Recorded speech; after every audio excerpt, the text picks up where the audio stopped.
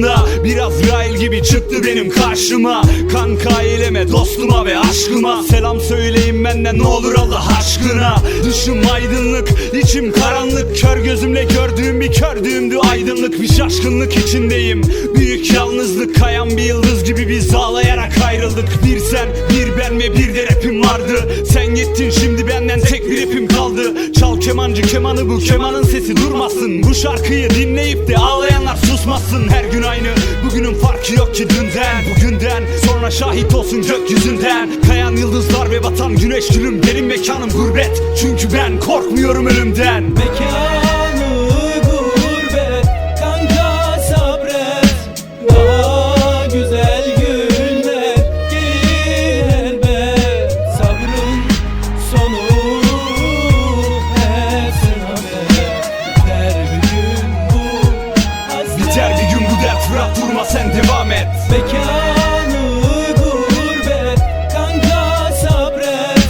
Daha güzel günler gelir elbet. Sabrın sonu hep senamet.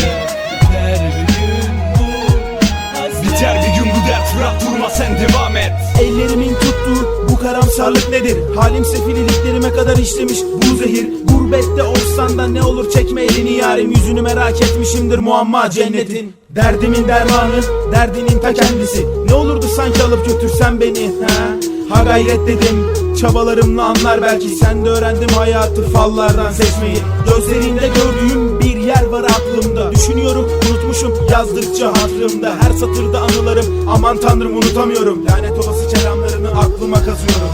Baktım etrafa, terk edilmiş bu şehir. Esir alındım, kaçamadım bu düşmana dair. Hain elinde gazaba, ebedi tutulsam da mekanı gurbette savaşa bitikti mermim. Mekanı gurbet, kanka sabret. Daha güzel günler gelir elbet. Sabrın sonu hep senamet.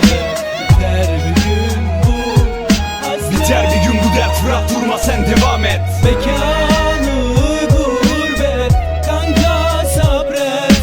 Daha güzel günler gelir elbet. Sabrın sonu hep senamet. Biter bir gün bu hasret. Biter bir gün bu dert, Fırat durma sen devam et.